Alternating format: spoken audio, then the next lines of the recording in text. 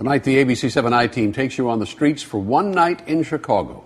Their assignment, find out what it's like for those who live in urban America's deadliest sector, where it's so dangerous there have been calls to deploy the National Guard.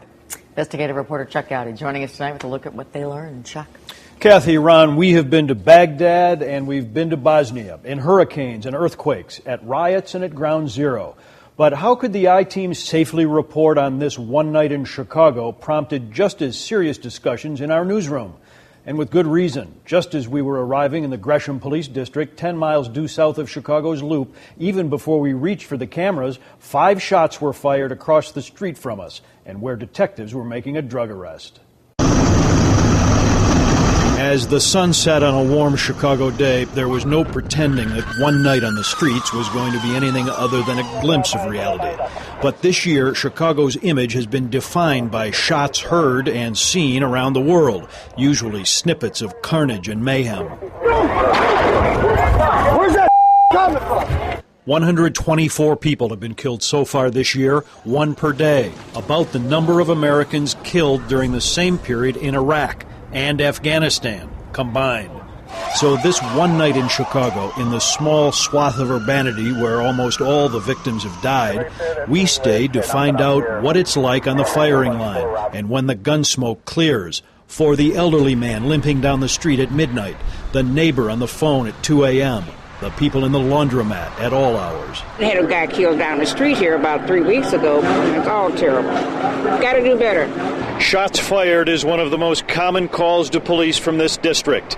And when people who live around here phone 911 to report shots fired, they usually do so anonymously.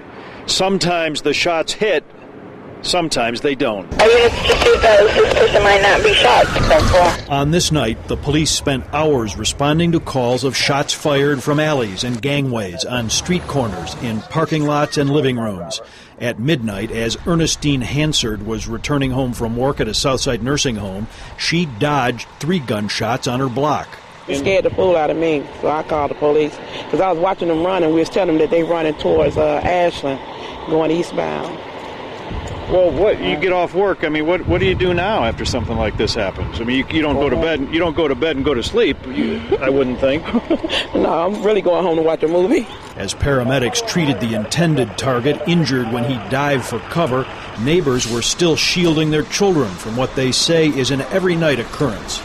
Not far away, in another incident, police say a gang patrol tried to take down this man, but only wounded him in the leg. After he was put into an ambulance to be stabilized, a group gathered across the street and taunted him. A Chicago police sergeant with an automatic rifle stood guard.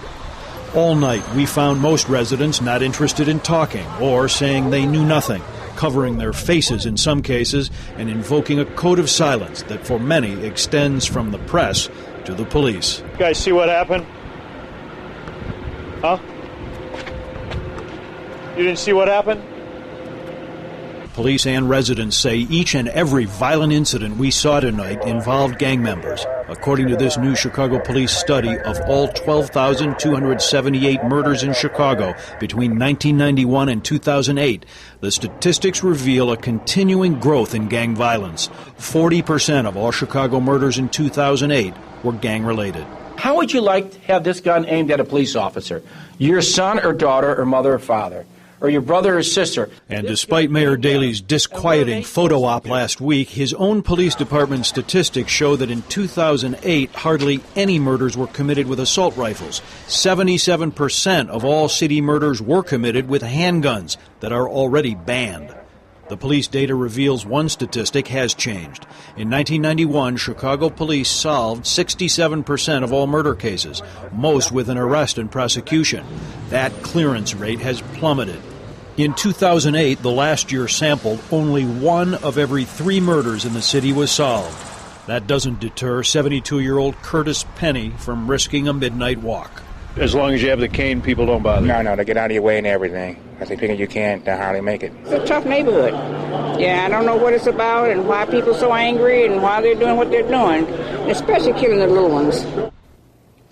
At the laundromat, Laura, you saw there, declined to give her last name, but told me she would like to see the Illinois National Guard soldiers on the street of her community. She says Mayor Daley should set aside pride in politics and remind gangs who actually own the streets. She stopped short of suggesting that the mayor himself spend one night in her neighborhood, but if Mr. Daley did so, he would see that police seem to be doing all they can with what they have. And we plan to revisit these neighborhoods over the next few weeks and have further reports on what's happening in our city. You see those numbers in that neighborhood, and it looks like we're losing more. Well, we're certainly not treading water, let's put it that way. Okay. Chuck, thank you.